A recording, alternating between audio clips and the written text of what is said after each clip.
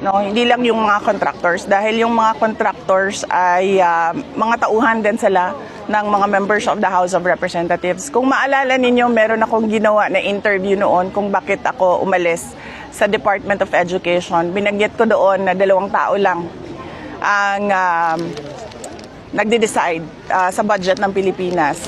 Yun ay si Martin Romualdez at si Zaldico. At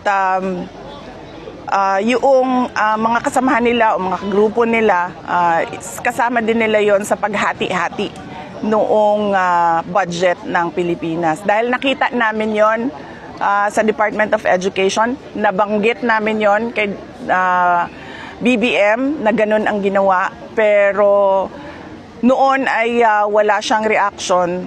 Tapos bigla ngayon, meron na siyang reaction. Paniwala ko, ginagawa nila yan para lang sabihin sa susunod na